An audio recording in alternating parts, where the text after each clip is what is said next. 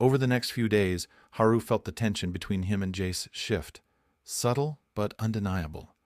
The cold hostility that once lingered in Jace's gaze had softened, replaced by cautious curiosity. It wasn't friendship, not yet, but it was no longer open hatred either. Haru tried to stay focused.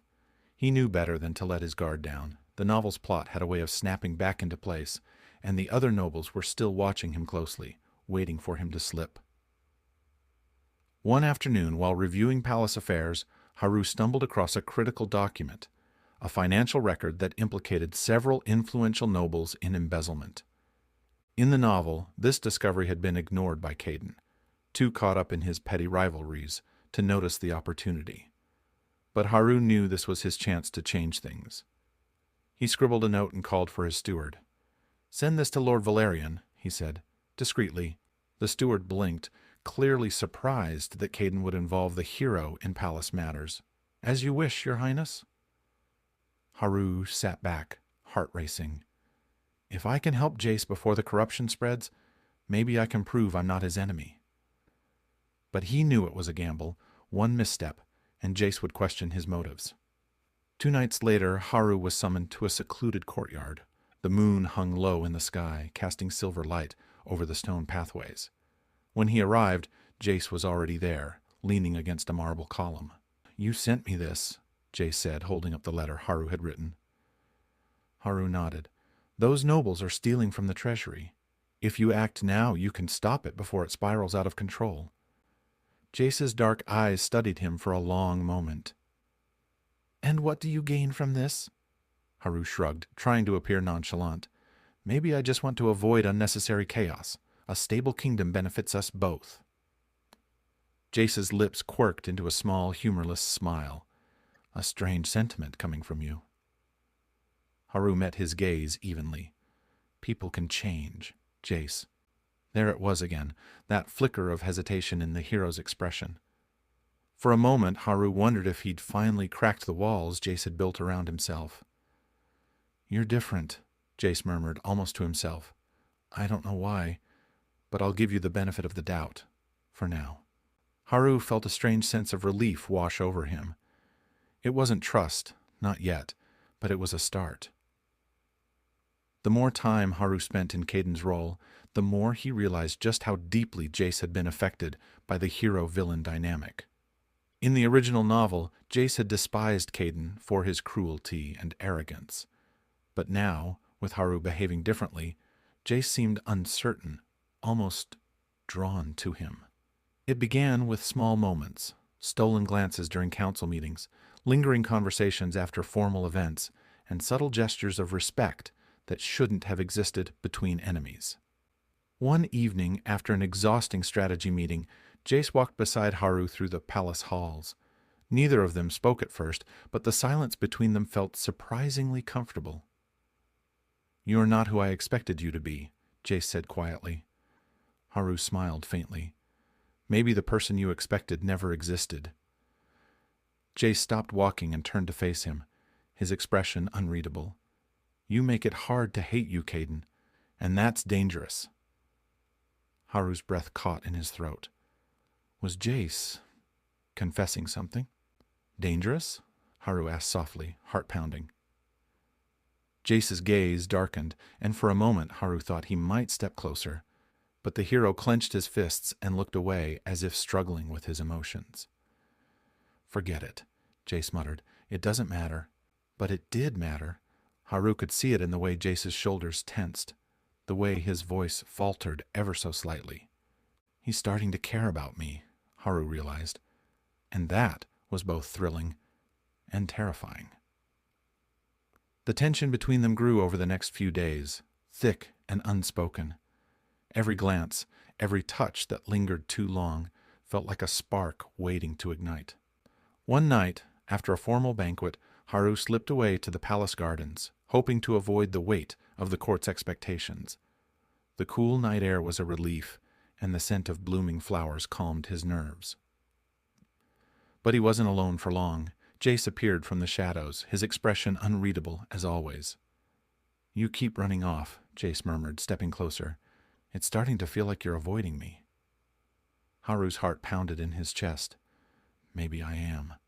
Jace tilted his head, studying him in that quiet, intense way that always made Haru's pulse race. Why? Haru swallowed hard. Because if I don't, I'm afraid of what might happen. For a moment, neither of them moved. The only sound was the soft rustling of leaves in the breeze. Then, without warning, Jace closed the distance between them. His hand brushed against Haru's cheek, hesitant but firm. Tell me to stop, Jace whispered, his breath warm against Haru's skin. Haru's breath hitched, but he didn't say a word. Jace took that as permission. In the next moment, his lips were on Haru's, soft but urgent, as if he'd been holding back for too long. The kiss was unexpected and intoxicating, filled with the tension and longing that had simmered between them for days. Haru melted into it, forgetting for a moment that they were supposed to be enemies, forgetting that the story had ever dictated otherwise. When they finally pulled apart, Jace's dark eyes searched Haru's face, as if trying to make sense of what just happened. This wasn't supposed to happen, Jace whispered, his voice a mixture of frustration and longing. Haru smiled, his heart light. Maybe we can rewrite the story, Jace.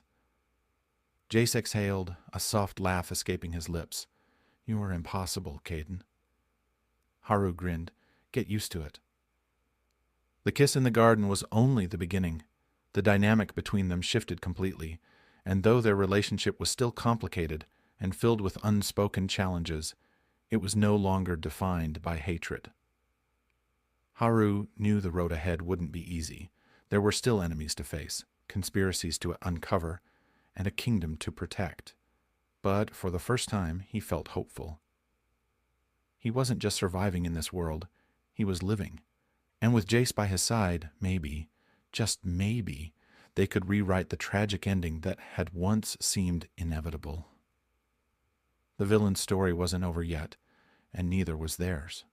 The following days were a whirlwind of palace affairs and hidden glances, as Haru and Jace navigated the uncertain waters of their budding relationship. But no change in court went unnoticed. The palace was a breeding ground for gossip, and whispers began to spread like wildfire. Servants murmured about the prince's sudden change in demeanor, the unlikely camaraderie between Caden and Jace, and the occasional soft glance exchanged between them. Some nobles grew suspicious, while others found the prince's newfound civility a cause for concern. At breakfast one morning, Haru received an unsigned note delivered by a nervous servant. It read, "Eyes are watching. Be careful whom you trust." Haru frowned. He had no idea who sent the message, but it served as a grim reminder. There were still forces working against him. He could try to change the plot all he wanted, but the world of the novel had its own momentum, and he needed to stay ahead of it. Jace was in the dining hall, seated at the far end of the long table. His gaze briefly met Haru's, and there was an unspoken message in his eyes. We're not safe yet. Haru knew then that the time for subtle maneuvering was over. It was time to make a decisive move. Late that night, Haru summoned Jace to his chambers under the pretense of a private discussion. They sat by the hearth, the fire casting flickering shadows across the room. "We're being watched," Haru said, handing Jace the note. "There's someone in the palace working against us." Jace read the message and set it aside with a grim expression. "There's always someone scheming in court, but you think this is serious?" "I know it is," Haru replied. "Caden, well, the old me burned a lot of bridges. There are people who want to see me fail, and they'll take you down with me if they have to." Jace leaned back, studying Haru with that quiet intensity that always made his heart skip a beat. "So, what's the plan?" Haru's gaze didn't waver. "We work together. We find out who's behind this, and we stop them." Jace's lips twitched into a small smile. "You've changed, all right. The Caden I knew would never ask for help." "Good thing I'm not that Caden anymore," Haru said with a grin. For the first time since arriving in this world, Haru felt a strange sense of peace. He wasn't alone in this fight. Not anymore. The days that followed were a careful dance of deception. Haru and Jace played their roles perfectly, pretending to be aloof during official meetings, exchanging only curt words in public, while quietly working together behind the scenes.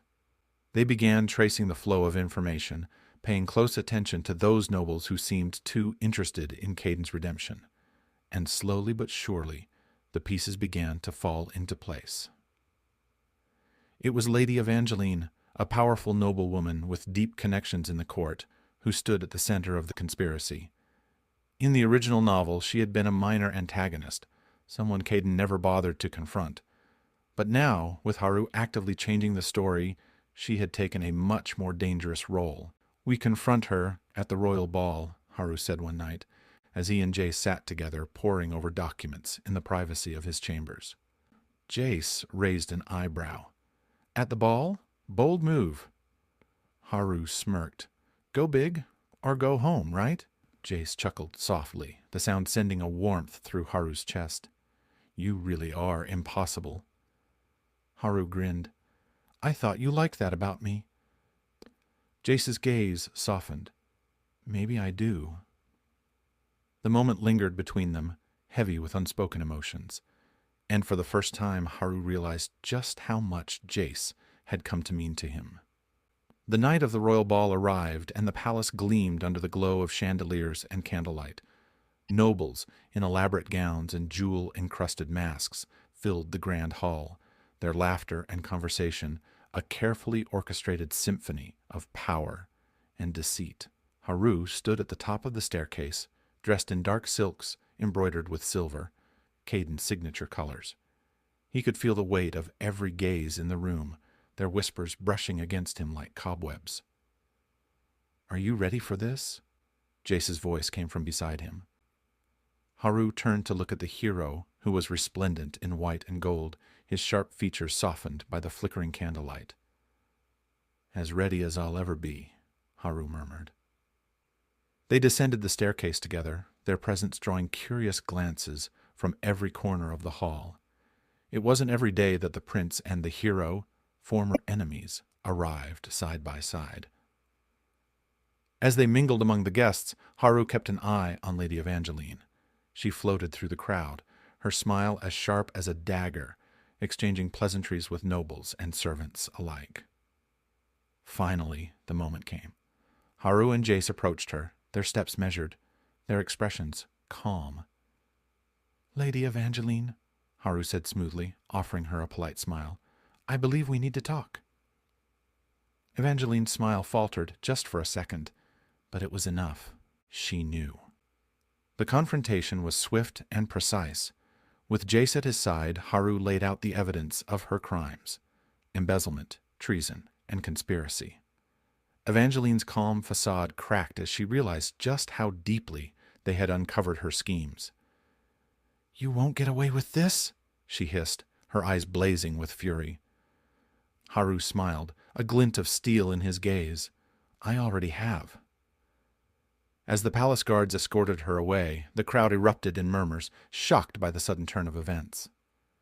Jace leaned close to Haru, his voice low and filled with admiration. "You did it." Haru exhaled, the tension finally leaving his body. "We did it."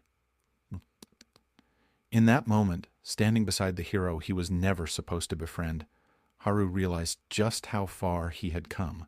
The villain's story had been rewritten, and this time, it didn't end in tragedy. The weeks that followed were a blur of change. With Lady Evangeline's downfall, the court slowly began to accept the new version of Caden, one who sought redemption instead of destruction. And through it all, Jace remained by his side, not as an enemy, but as something far more precious. One evening, as they stood together on the palace balcony, watching the sunset paint the sky in hues of gold and crimson, Jace took Haru's hand in his. "You've changed everything," Jace whispered. Haru smiled, his heart full. "And I'm not done yet." Jace leaned in, pressing a soft kiss to Haru's lips, a promise of the future they would build together, a future free from the constraints of the old story. Because in this new story, the villain and the hero didn't have to be enemies. They could be something more. And for the first time in his life, Haru felt truly free.